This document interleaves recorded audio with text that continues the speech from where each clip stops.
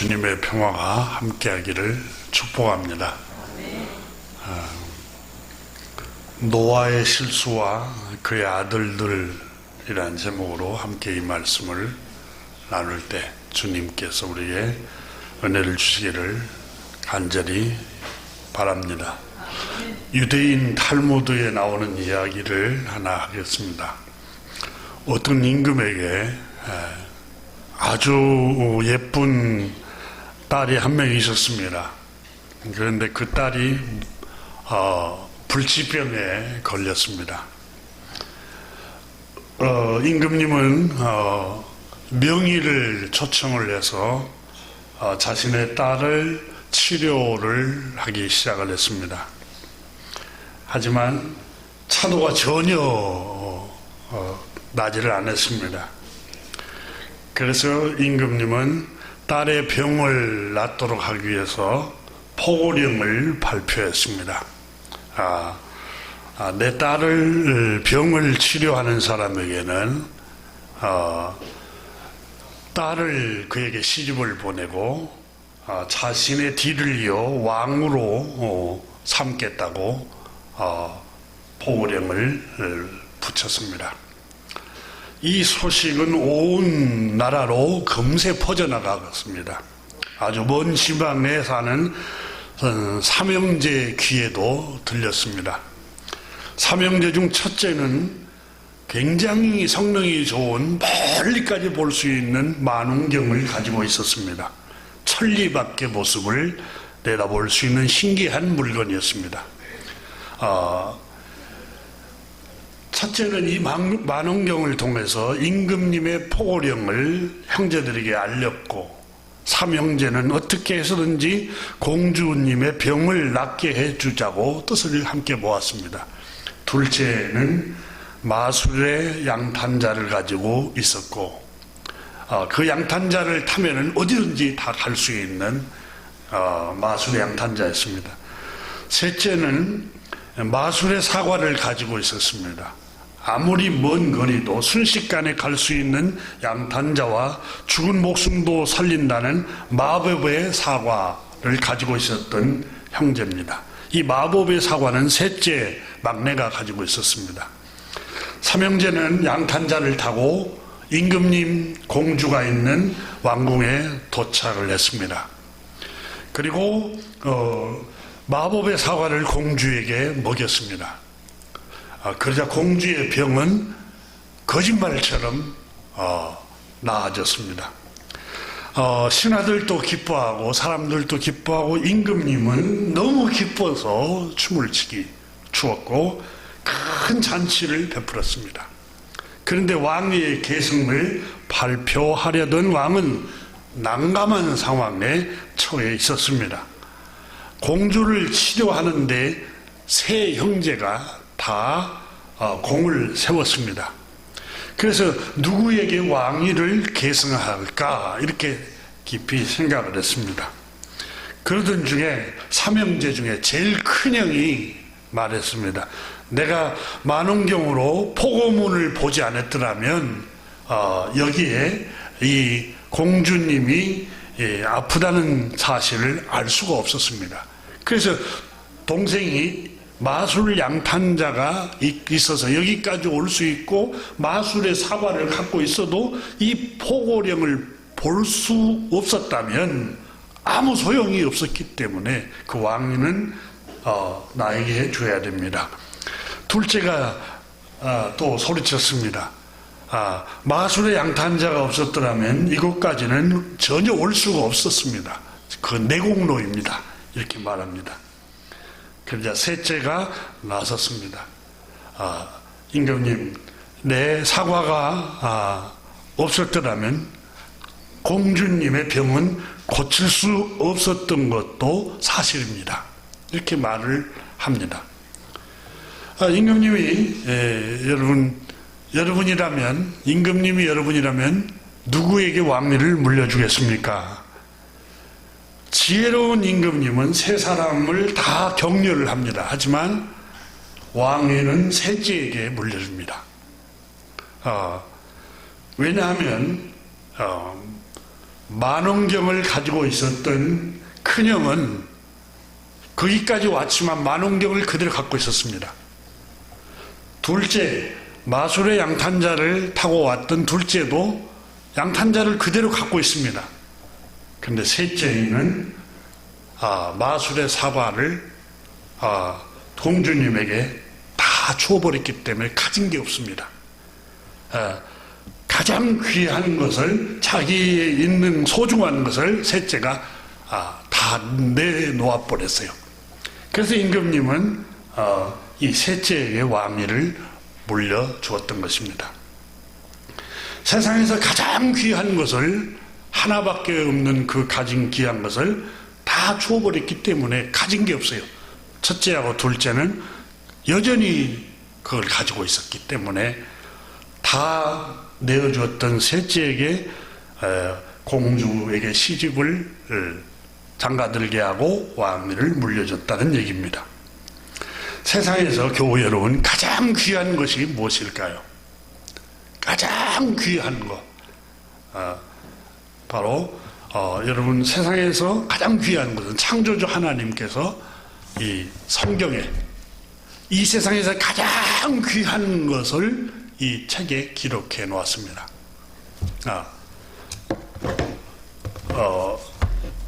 모든 것을 주고도 바꿀 수 없는 가장 귀한 것, 그걸 성경에 기록을 해놨습니다. 창조주 하나님이 우리 인간을 향하신 마음, 하나님의 뜻, 하나님의 의도, 하나님께서 가장 귀하게 여기는 게 뭘까?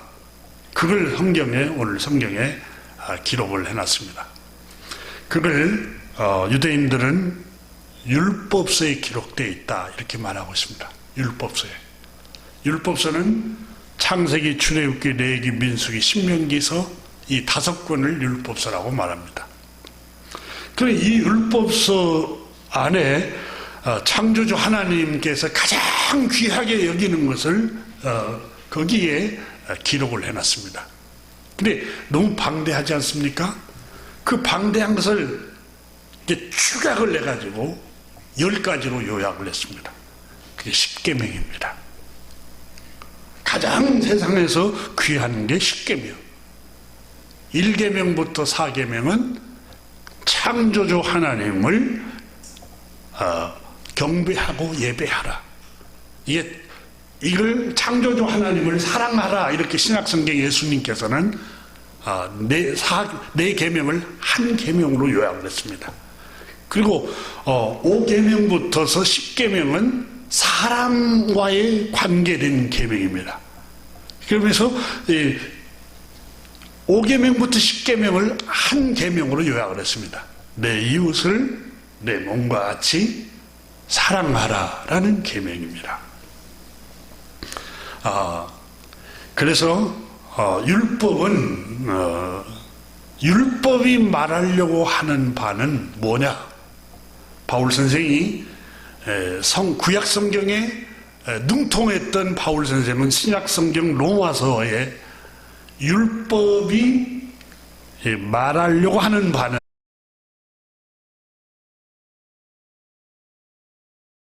하고 로마서 3장 19절에 이렇게 말하고 있습니다. 우리가 알거니와 물은 율법이 말하는 바는, 율법이 말하려고 하는 가장 핵심은 그 말입니다. 율법이 아까 뭐라 그랬죠? 창세기, 출애굽기, 레위기, 민수기, 신명기서가 말하려고 하는 바는 로마서 3장 19절에 이 구약성경에 능통했던 바울 선생이 율법이 말하려고 하는 핵심 내용은, 중심 사상은 바로 율법 아래에 있는 사람들에게 말하는 것인데, 이는 모든 사람의 입을 막고 온 세상 사람들이 하나님 심판 아래 있습니다. 이것을 율법이 말하려고 하는 첫 번째입니다. 모든 율법이, 여러분, 우리가 햇볕 쬐는 태양을 우리가 볼 수 있습니까? 여러분 몇 분 못 쳐다보죠. 오래 쳐다보면 시력을 잃어버립니다. 그런 기와 같이 여러분 하나님의 말씀인 율법 십계명 앞에 우리가 서면 여러분 의로운 사람이 누가 있겠습니까? 내가 십계명 다 지켰는데요. 아무도 지키는 사람이 없습니다. 어떻게 해요? 우리 주님께서는 마음의 동기, 마음의 생각을 품는 것도 십계명을 범하는 것이라고 그랬어요. 이웃의 것을 탐내지 말라.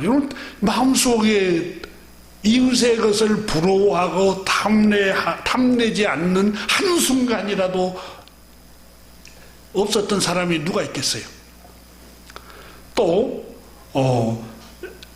여자를 보고 남자를 보고 음욕하는 마음을 품는 것은 이미 간음 죄를 지었다. 예수님이 그렇게 말씀하셨습니다. 근데 누가 여기서 자유로울 수 있을까요? 그러니까 율법이 말하려고 하는 바는 모든 사람이 의롭다, 나는 의롭습니다라는 것을 아예 그 입을 막아버리고 온 세상 나는 하나님 심판 의로우신 하나님 앞에 설 수 없는 죄인이고 심판받아야 할 사람이구나, 이걸 비추어주는 게 율법이 말하려고 하는 바입니다. 그러면 원하는 죄인입니다. 그래서 로마서 7장에 바울 선생이 고백한 것처럼 내 안에 선한 것이 없습니다. 내 안에 선과 악이 싸우면서 내가 하려고 하는 선은 행하지 않고 악이 나를 지배합니다. 그러면서 내 안에 선한 것이 없습니다. 보소서 주님, 내 안에 선한 것이 없습니다. 이렇게 율법에 정통했던 바울 선생도 그 고백을 하지 않습니까? 그러면 주님, 나는 죄인입니다. 나는 심판받아야 할 죄인입니다. 저주받아야 할 죄인입니다. 그런데 주님, 어떡하죠?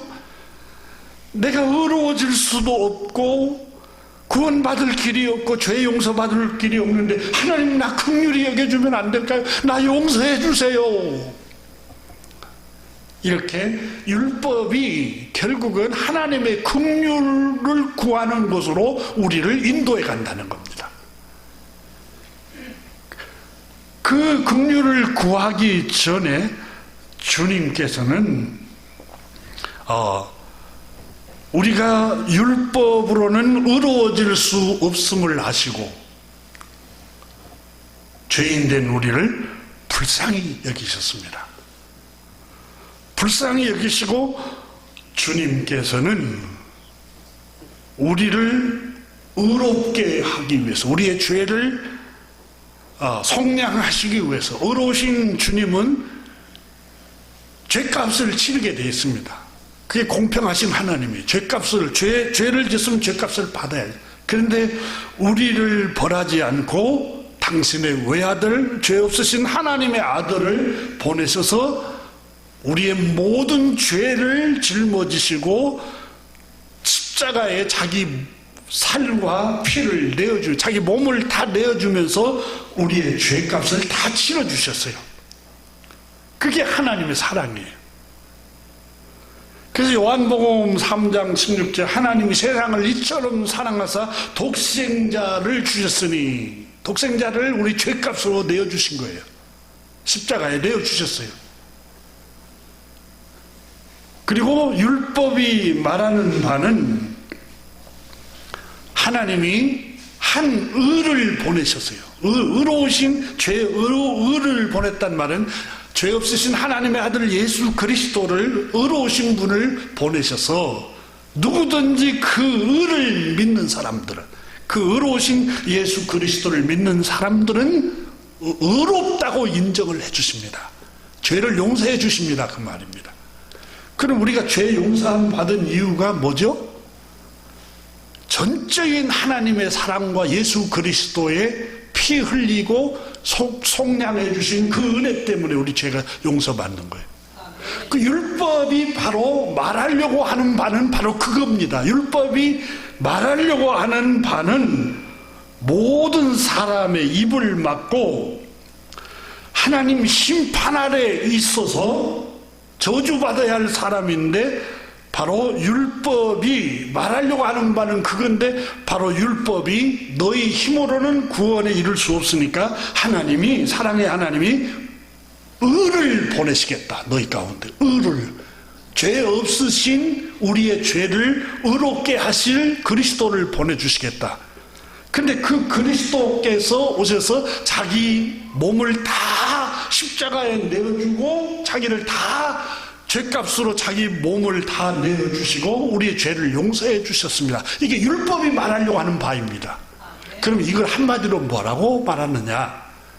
결국은 하나님이, 율법이 말하려고 하는 바는 하나님이 값없이 죄인된 우리를 사랑하셔서 구원자를 보내셨습니다.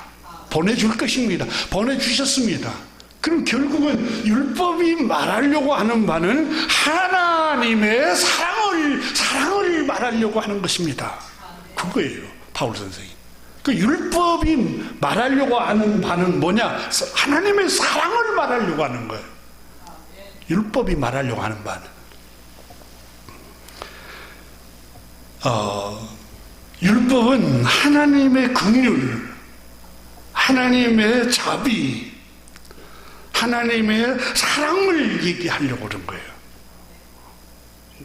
너희가 비록 죄를 짓고 저주받고 용서받을 수 없는 그런 비참한 처지에 있는 너희들에게 하나님이 너희에게 긍휼을 베풀 거야. 너희 율법의 행위로는 안 되니까 하나님이 자비를 베풀 거야. 너희 죄를 다 의롭게 하실 한 구세주를 보내주실 거야. 그러니까 구약의 율법서가 말하려고 하는 바는 결국은 하나예요. 하나님의 사랑을 얘기하려고 하는 거예요. 그러면서 신약 성경은요, 하나님의 사랑이 이렇게 이루어졌습니다. 십자가에서. 그걸 신약 성경이 예수 그리스도로의 자기를 다 내어주신 사랑을 기록한 거예요. 자, 배고픈 자에게 먹을 것을 주고, 병든 사람을 고치고, 사람들이 돌을 던지고 정죄하고 수군거리고 욕하는 죄인들을 너희 중에 죄 없는 자가 돌로 칠하면서 그의 죄를 다 감싸고, 불치병자, 전염병 시달리는 나병 환자들도 주님이 다 만지시고,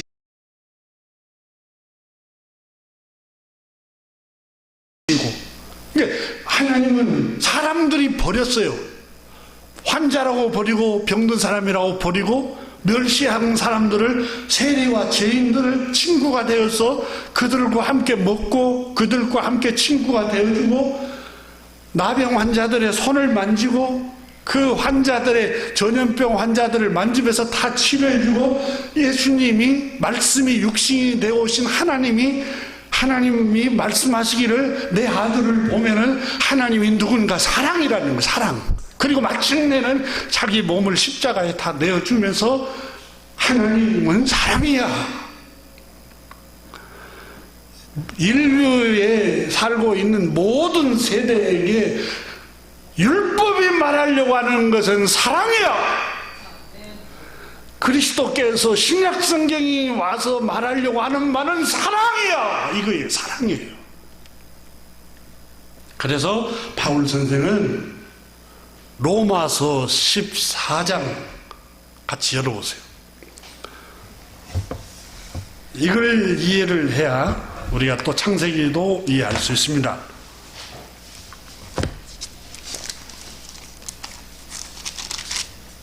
우리가 이미 공부를 했습니다.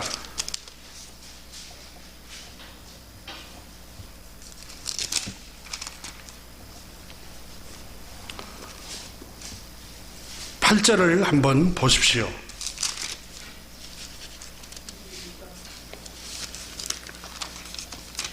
로마서 13장입니다. 8절, 14장이 아니라 13장 18절 피차 사랑의 빈 외에는 아무에게든지 아무 빚도 지지 말라. 남을 사랑하는 자는 율법을 다 이루었느니라. 보세요. 율법이 말하려고 하는 바를 다 이룬 거라. 율법이 말하려고 하는 바는 사랑이에요. 하나님이 사랑을 말하는 거예요.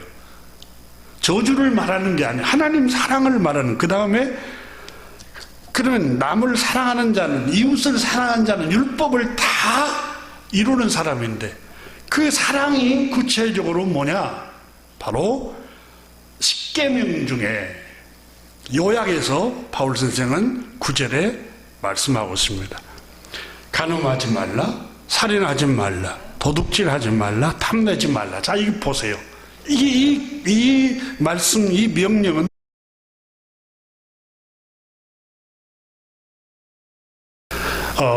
18절에 보면은 방주에서 나온 노아와 그 아들들 이름이 나옵니다.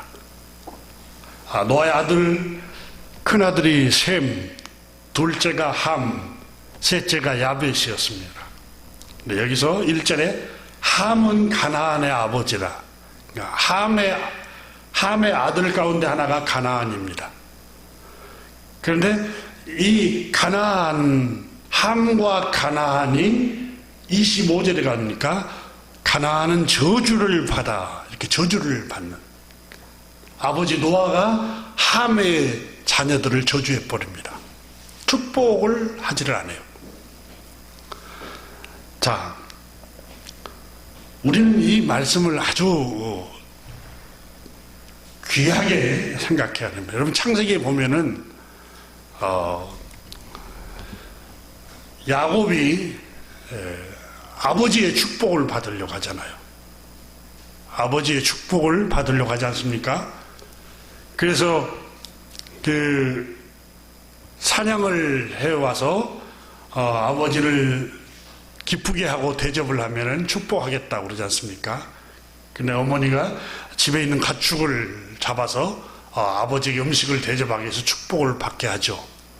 아버지를, 그 성경은, 그 얘기는, 여러분, 그 본문은 아버지를 기쁘게 하라는 거예요, 그게. 그러니까 부모를 기쁘게 하면 복을 준다는 얘기지, 꼭 그러면 가축을 잡아가지고, 음식을 잘 대접해야 복을 받습니까? 그게 초점이 아니에요, 창세기에 나오는. 이 아버지 이삭을 기쁘게, 물론 음식을 통해서 기쁘게 했지만, 아버지와 어머니를 기쁘게 해드렸을 때 하나님 복을 주신다는 거예요. 그게 창세기가 말씀하고 있어요. 근데 오늘 본문에 나오는 이 노아의 아들 함이 저주를 받지 않습니까?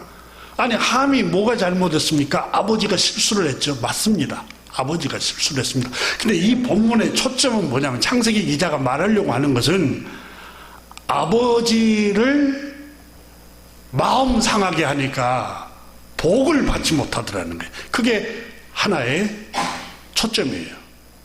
그러니까 아버지가 실수를 했지만 사실입니다. 그러니까 아버지 때문에 함도 저주를 받습니다. 그의 아들 가나안도 저주를 받고. 근데 이 본문에서 주는 교훈 가운데 하나가 아버지를 마음 상하게 하고 아버지를 기쁘게 하지 않을 때 복을 받지 못했다는 게 오늘 본문의 또 하나의 초점입니다. 조금 전에 우리는 그 율법이 말하려고 하는 바를 제가 잠깐 얘기 드렸습니다. 그러니까 하나님의 뜻, 창조주 하나님, 복과 저주를 손에 쥐고 복을 줄 수도 있고 저주를 줄 수 있는 그 창조주 하나님이 기뻐하는 일이 뭐냐? 사랑이라고 그랬습니다. 그럼 성경이 뭘 얘기하고 있느냐? 사랑하라는 말씀이에요. 구약 성경도 그렇고 신약 성경도 그렇고. 그럼 사랑이 뭐냐? 잠언 17장 9절에 허물을 덮어주는 자는 사랑을 구하는 자요. 그랬어요. 여러분, 우리의 허물, 그가 찔림은 이사야 53장에 우리의 허물이요 때문이요. 그렇잖아요. 예수님이 우리의 허물 때문에 십자가에서 그 피로 우리의 허물을 다 덮어줬어요. 그죠? 근데 사랑이 뭐냐? 사랑이 자기를 희생을 해서 죄를 덮어주는 거예요. 근데 여기 잠언 17장 9절에 보면 허물을 덮어주는 자는 사랑을 구하는 자요, 그것을 거듭 말하는 자는 친한 벗을 이간하는 자니라. 그러면 아버지 노아가 실수를 했어요. 포도주를 너무 많이 마셨어요. 너무 덥다 보니까 장막에서 옷을 다 벗어버린 거예요. 그리고 잠들어 버렸어요. 그러니까 홀랑 다 벗어버렸어요, 아버지가. 그러니까 그걸 함이 발견했어요, 둘째 아들이. 보고 깜짝 놀랐어요. 그리고 자기 형 세메과 그리고 동생 야벳에게, 야, 아버지가 추태를 부리고 와인을 많이 마셔가지고 저렇게 취해가지고 벌거벗고 있으니 저게 아버지라고 할 수 있니? 하고 아버지에 대해서 성경은 여러분 자기 형과 동생에게 얘기했다는 얘기는 기록이 되지만 구체적으로 어떻게 투덜거렸는지는 기록이 되고 있지 않지만 부정적으로 얘기했다는 것은 사실이에요. 계속해서 험담하고 부정적으로 얘기하고 아버지에 대해서. 근데 놀라운 것은 셈과 야벳은 옷을 어깨에 메고 아버지 장막에 정면으로 안 들어가고 뒷걸음질 해가지고 아버지 부끄러운 모습을 보지 않습니다. 그리고 다 덮어드리고 나와요. 그래서 셈의 하나님 여호와를 찬송하리로다 25절에 26절에. 그리고 하나님이 야벳을 창대케 하사, 셈과 야벳을 아버지 노아를 통해서 축복을 합니다. 근데 아버지의 허물을 들추고 아버지의 허물을 다 드러내버리고 수근거리고 비난한 이 함은 저주를 받아, 이렇게 25절에서 기록을 하고 있습니다. 오늘 본문은 놀라운 말씀을 하고 있습니다. 축복의 통로는 가정을 통해서 옵니다. 하나님께서 가정을 통해서 복을 흘러 들어가게 합니다. 그것도 부모를 통해서, 아버지 어머니를 통해서 축복의 통로를 사용하십니다.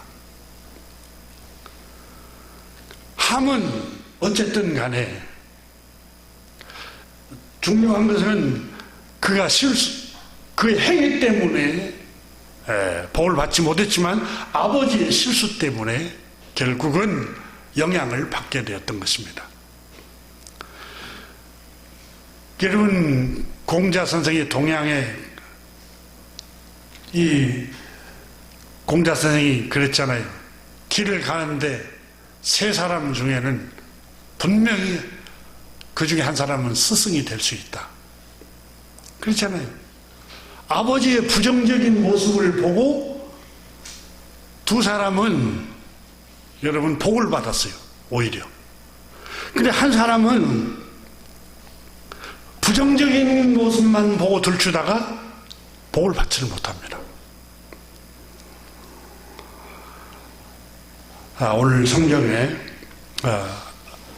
본문 말씀을 한번 주목해 보십시오. 방주에서 나왔어요. 18절. 방주에서 나온 노아의 아들들은 그랬어요.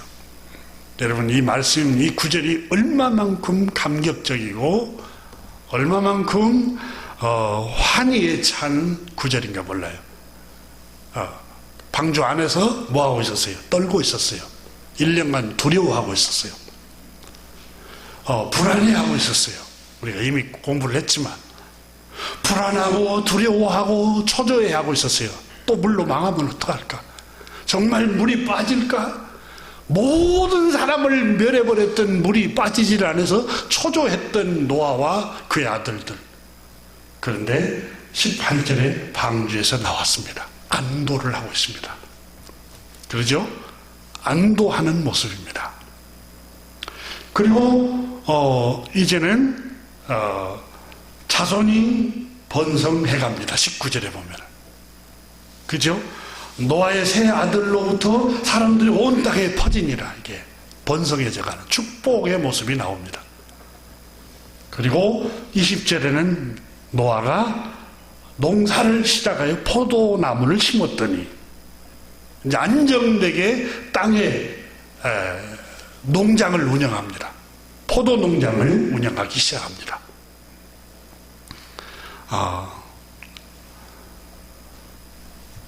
바로 노아는 꿈만 같은 일들이 눈앞에 펼쳐진 겁니다. 모든 사람들이 물로 침몰당해서 망하는데 하나님의 은혜로 방주를 예비하여 그곳에 1년간 머물면서 안전하게 하나님께서 지켜주셨습니다. 자신의 생명과 생업이 위협받지 않고 안전하게 땅을 밟을 수 있었습니다. 얼마나 가슴이 벅찼겠습니까? 불안이 사라지고 두려움이 사라지고 선명한 무지개를 구름 사이에 두어서 주님께서 내가 너에게 세운 확실한 언약이다. 절대 두려워하지 말라. 불안해하지 말라. 염려하지 말라. 구름 속에 있는 무지개를 보면 하나님의 언약을 생각해 보라. 하나님의 말씀을 생각해 보라는 겁니다. 노아는 안도했습니다. 밭에 포도나무를 심기 시작했고 포도 열매가 토실토실 알알이 풍성하게 열려갔습니다. 수확이 기대보다 굉장히 많은 수확을 거두었고 풍요로웠습니다. 포도로 포도주를 담았습니다. 너무너무 포도주 맛이 좋아 아마 노아는 과하게 마신 것 같습니다. 취해버렸습니다. 그리고 너무 더워서 자기 옷을 벗어서 취해서 잠들어 버렸습니다.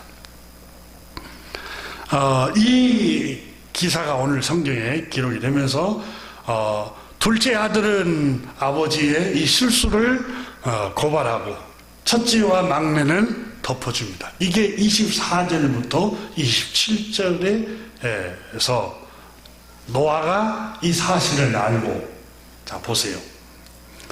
22절을 보십시오. 21절에 보면은 포도주를 마시고 취하여 그 장막 안에 벌거 벗은지라. 노아의 모습입니다. 그 다음에 22절에 가나안의 아버지 함이, 그러니까 가나안은 함의 아들이죠. 그의 아버지 하체를 보고 밖으로 나가서 다 들추어버립니다. 그 두 형제에게 알림해. 그런데 23절에 셈과 야벳은 옷을 가져다가 자기들의 어깨를 메고 뒷걸음질 쳐서 그들의 아버지 하체, 아버지의 부끄러운 모습을 덮어줍니다.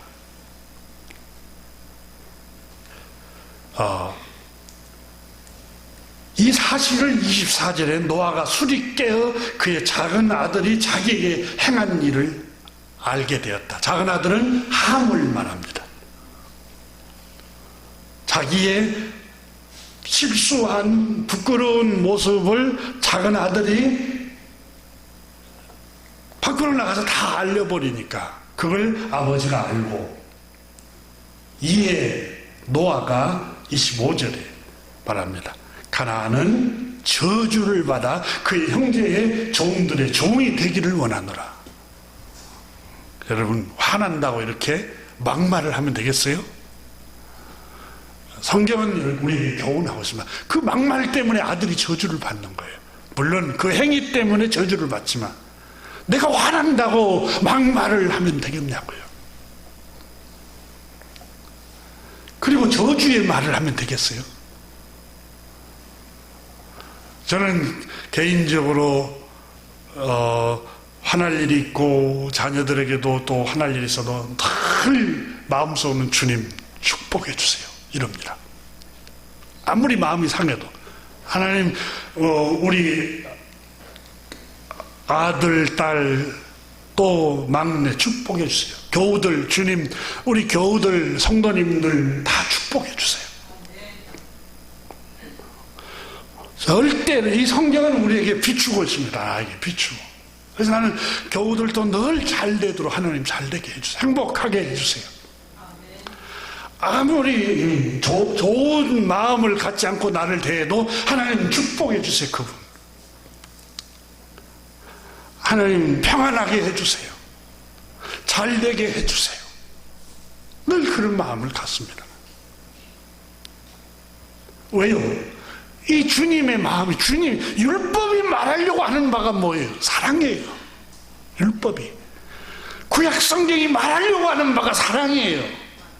신약 성경이 말하려고 하는 바가 하나님이 사랑을 이렇게 보여주셨어요 하고 예수 그리스도를 전파하고 있어요.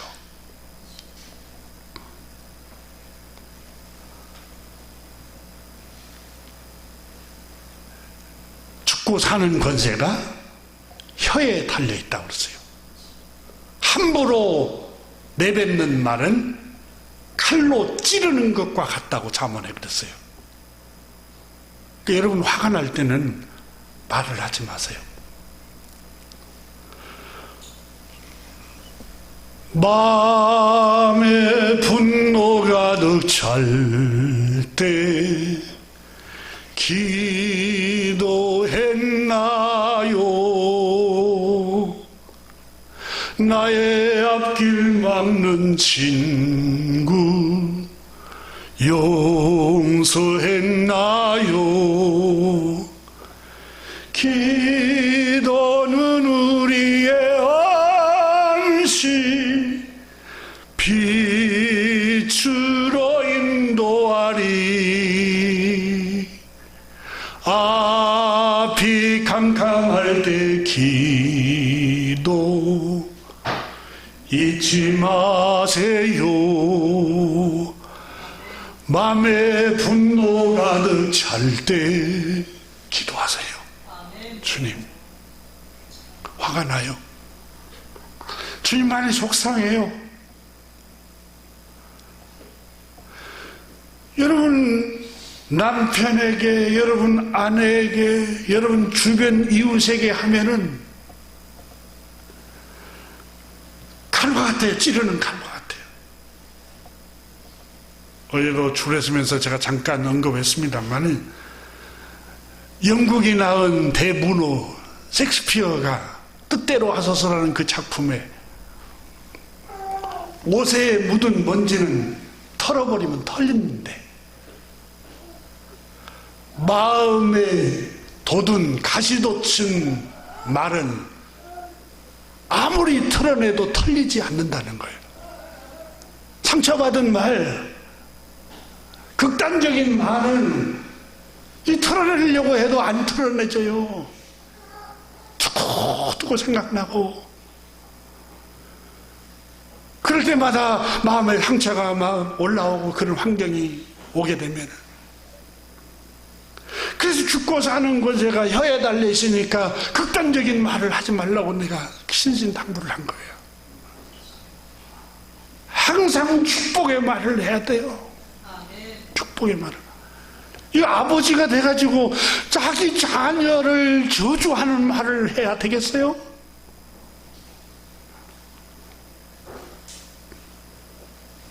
물론 아들은 사실을 얘기했어요. 근데 하나님께서는 사실일지라도 아무리 사실일지라도 그를 곤란하게 만들고 그 사람의 인격과 그 사람의 체면과 그 사람의 상황을 다른 사람의 앞에서 부끄러움을 느끼게 하고 수치스러움을 느끼게 하는 거 하나님 싫어하세요.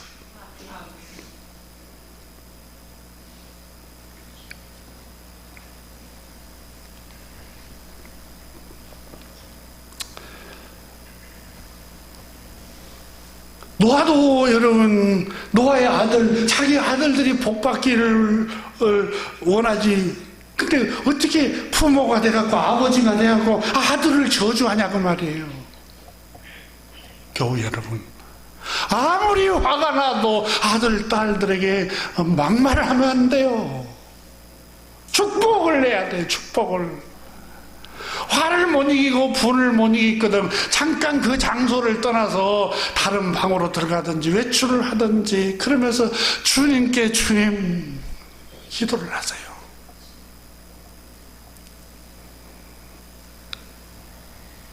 왜 함이 복을 못 받아요? 행실의 열매입니다. 물론 아버지의 행실 때문에도 그렇지만 자기 행실 때문이에요. 자기 행실 때문에. 아버지를 경노하게 했어요. 아버지의 마음을 상하게 했어요. 아버지를 기쁘게 하지 못했어요.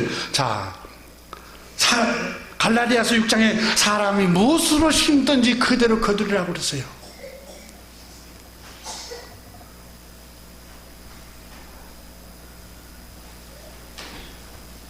여러분, 성경에는 나에 관해서 다른 사람에게 비방을 하잖아요. 그래 마음 상한다고 그랬어요. 그래서 혹시 여러분 마음이 안 상하려면 나에 대해서 얘기한 거 얘기 좀 해줘. 절대 들으려고 하지 마세요. 그래 잠언에 그러잖아요. 종이 하는 말을 엿듣지 말라. 여러분 집안의 노예나 종이 주인을 좋게 얘기하겠어요? 일만 시키는데 죽어라고 일만 시키는데 그 종이 주인을 좋게 얘기하겠냐고요. 엿들으려고 하지 말라는 거예요. 그때 그 사람이 뭐라고 그랬어? 말해봐 한번. 이거 미련한 거예요. 미련한 거. 또 일러주는 사람도 나쁜 거예요. 성경은 복음이라고 말합니다. 기쁨의 소식. 긍정적인 소식, 기쁨의 소식을 전해주세요. 잠언 1장 31절에 그러므로 자기 행위의 열매를 먹으며 자기 꾀에 배부르리라.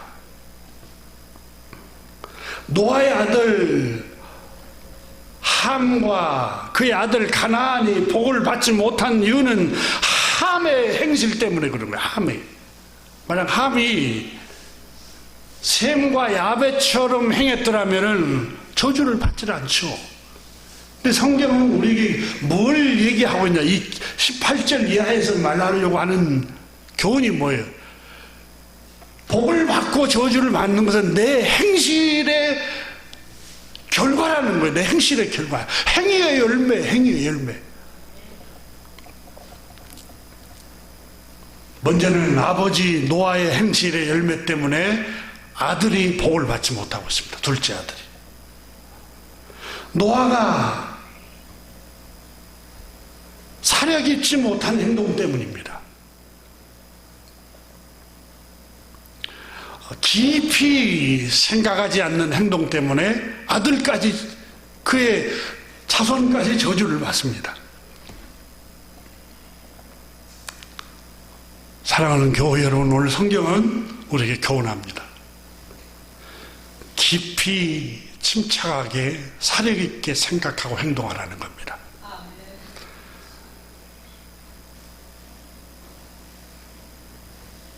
나의 행위가 내 신체에 어떤 영향을 미치지? 내가 밤늦게 들어오고 잠도 잘 못 자면 내 신체에 어떤 영향을 미칠까?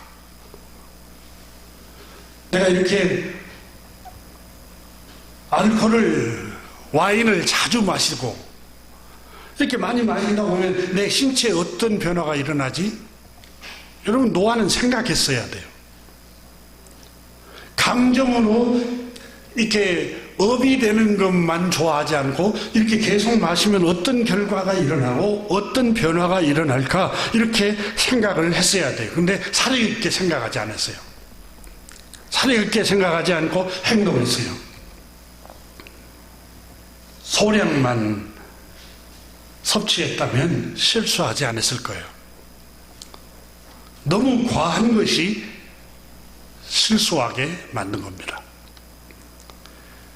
그래서 유태인의 탈무드에 과한 것은 모자란 만도 못하다 그랬어요.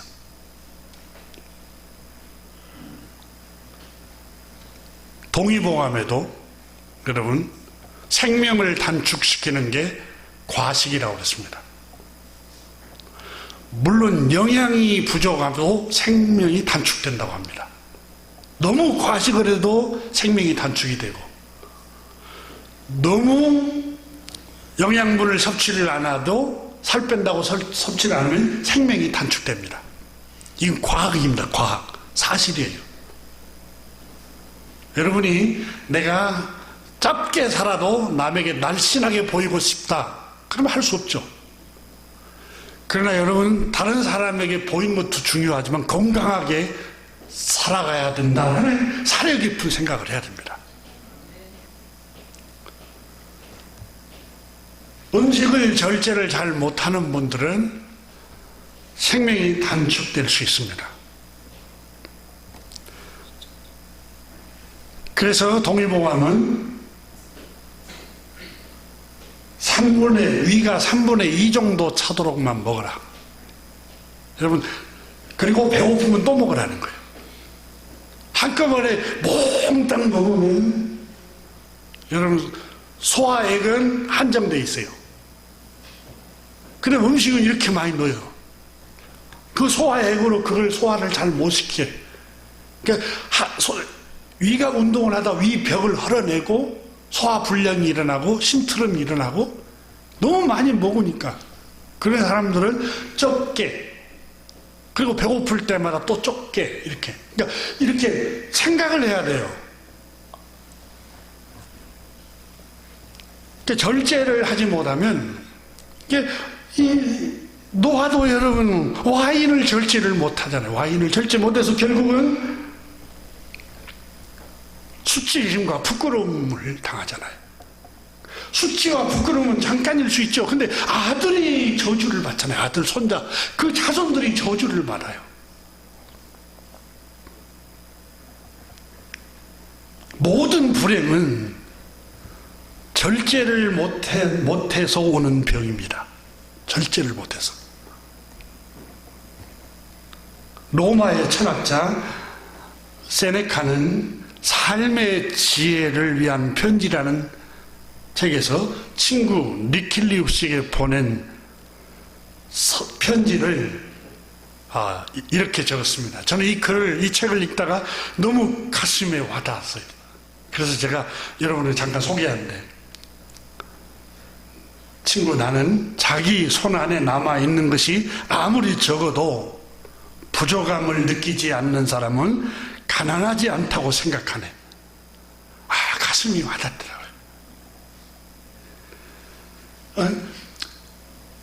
자기 손 안에 남아있는 것이 아무리 적어도 부족함을 느끼지 않는 사람은 이 사람은 가난하지 않다고 나는 생각한다네. 그렇지만 자네는 자네 것을 소중히 지키기 바라네. 그리고 적절한 시기에 시작하거나 우리의 조상들이 생각한 것처럼 바닥이 난 뒤에 전략하는 것은 이미 늦은 것이네. 실제로 맨 밑바닥에 남은 것은 가장 적을 뿐.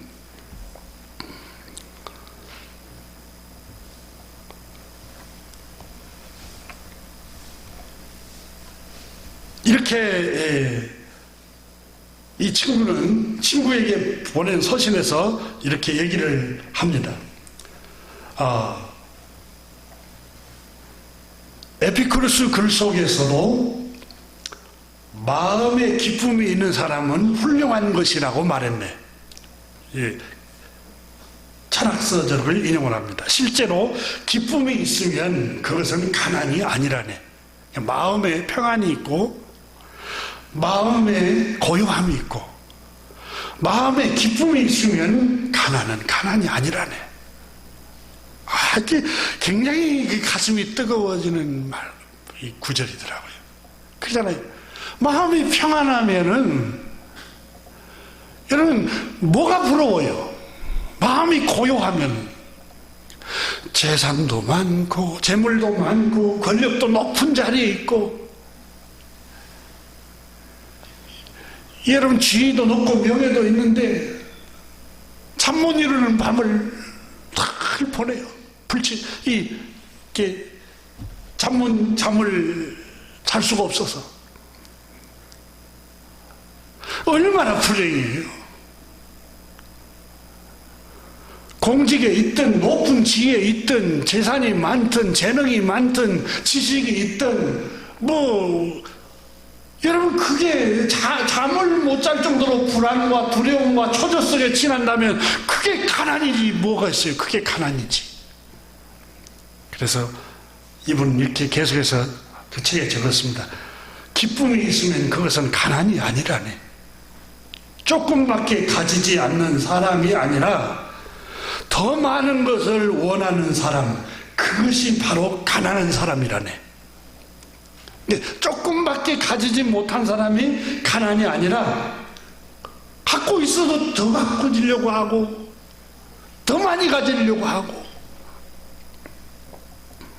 금고 속에 있는 재물이 가득하고 곳간에는 곡식이 산더미처럼 쌓여 있으며 아무리 가축을 많이 키우고 들어오는 돈이 아무리 많다 한들 그게 무슨 의미가 있겠다는 건가?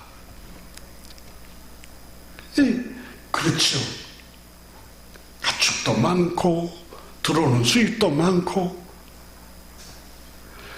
금도 있고 재물도 점점 늘어나고 그래 더 많은 것을 갖고 싶어요. 이 사람이야말로 가난뱅이가 아니고 무엇이겠는가 이렇게 말하고 있습니다. 그럼에도 불구하고 타인의 것에 손을 뻗으려 하고 이미 획득한 것이 아닌 이제부터 획득하려고 하고 싶은 것만을 생각하고 있으니 이 가난이 아니고 가난뱅이가 아니고 무엇이라고 말하겠는가? 부의 한도는 어디까지냐고 묻는 건가? 자네는? 나는 이렇게 생각하네. 먼저 필요한 만큼만 가지고 있으면 된다고 생각하네. 그 다음은 충분한 만큼만 있으면 되지. 이게 진짜 부자가 아닌가라고 생각하면서 이 글을 썼습니다. 노아는 포도농사를 졌습니다. 와인도 담았습니다. 맛도 보면서 맛도 즐깁니다. 절제할 줄 알아야죠. 절제를 못해요. 이 가속력이라는 게 있습니다, 여러분. 이 가속력은 속도가 더해지면 더해질수록 힘이 더 가중되는 걸 말합니다. 어떤 일을 시작하면 속도가 더 증가하고 더 증가해집니다. 자신이 좋아하는 운동에 한번 심취되고 빠지면 가속력이 붙어서 절제를 못하는 사람이 있습니다. 저는 제 주변에 한 분을 알고 있습니다. 어떤 운동에 깊이 빠진 테니스 운동에 깊이 빠진 사람을 봤습니다.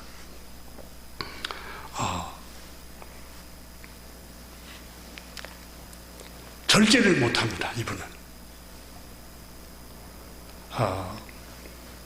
그래서 해가 떠오르면 테니스채를 가지고 나갔다가 땅거미가 어둑어둑 질무렵에 테니스채를 들고 들어왔다고 합니다. 취미 삼아 처음 했는데 너무 즐거우니까 하루 종일 하다가 디스크에 걸려버렸습니다. 허리가 상해서. 그럼에도 불구하고 허리가 아픈데도 또 테니스장을 갑니다.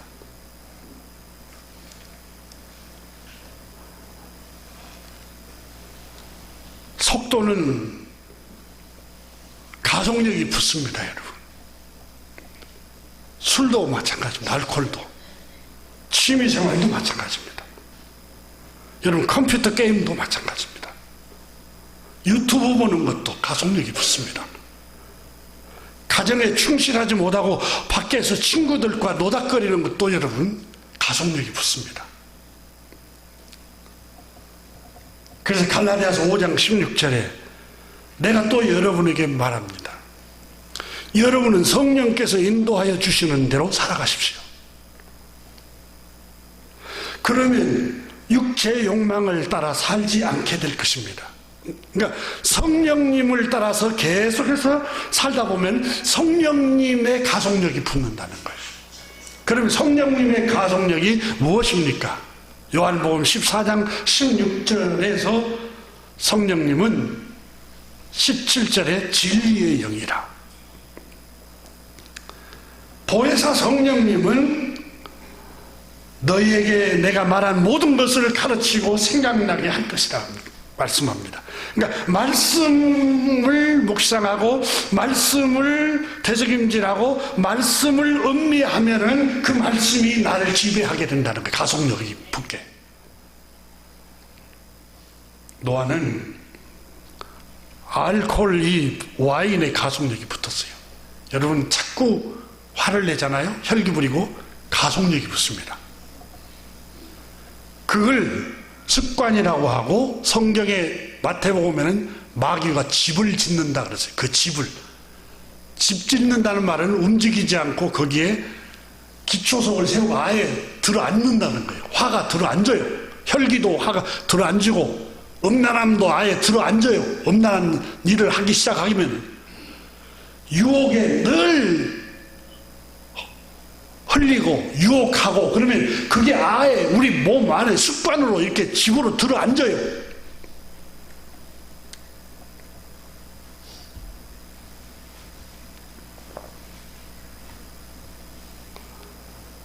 여러분 알코올이 우리 몸에 들어가면은 그 어떤 현상이 과학적으로 부정적인 면에서 알코올 중독자는 비중독자에 비해서 20년 정도 생명이 단축된다고 발표했습니다. 독일의 경우도 알코올로 중독된 여성은 평균 82살에서 60살로, 남성은 77살에서 58살로 수명이 단축됐다고 보고가 되고 있습니다. 자, 먼저 여러분 알코올은 중추신경을 마비시킵니다. 중추신경 이쪽에. 이 중추신경을 마비시키면 뇌가 올바로 작동을 안 돼. 뇌가. 그러니까 이렇게 전봇대도 이마로 받아버리고 또 화장실이 방인지 거리인지도 몰라요. 그러니까 제일 알코올이 들어가면은 중추신경이 마비되니까 분별력을 잃어버려요. 그래서 욕망과 욕정에 사로잡히고 다른 사람을 폭행하려고 하면은 시도하는 게 제일 먼저 술을 먹입니다. 술을. 술자리 안 가야 돼요. 특히 이제 사회에 초년생으로 진출하는 청년 여러분, 직장에서나 어디에 가서나 상사들이 술자리를 여러분을 대동하고 가려고 하면 절대 경계해야 돼요. 왜냐? 그들은 음심이 가득한 마음을 가지고 술을 먹일 수 있어요. 그래서 중추신경이 마비되도록.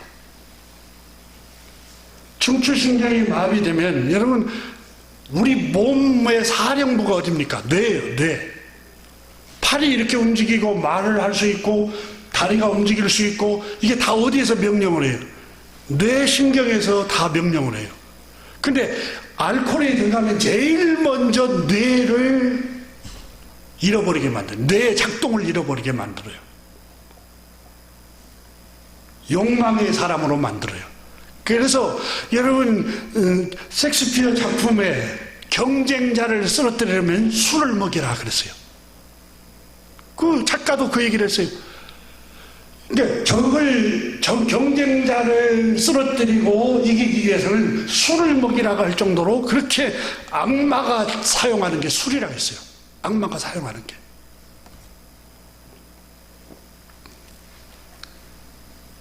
자, 오늘 본문 말씀에 노아는 실수를 했습니다.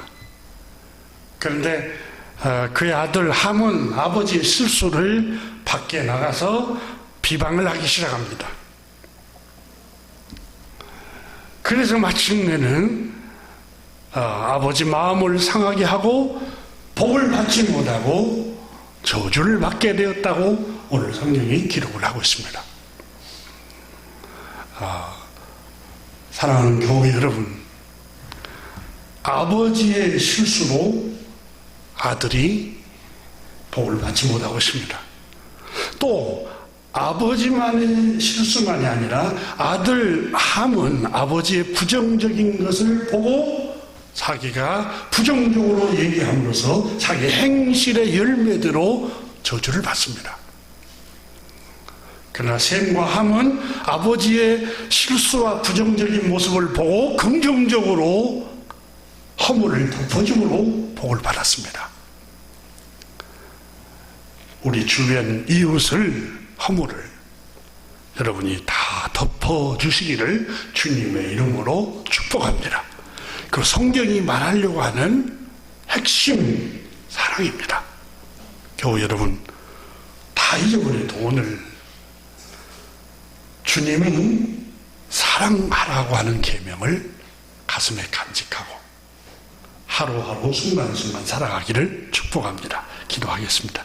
계속해서 다음 주에 이어서 하겠습니다. 하나님 아버지 감사드립니다.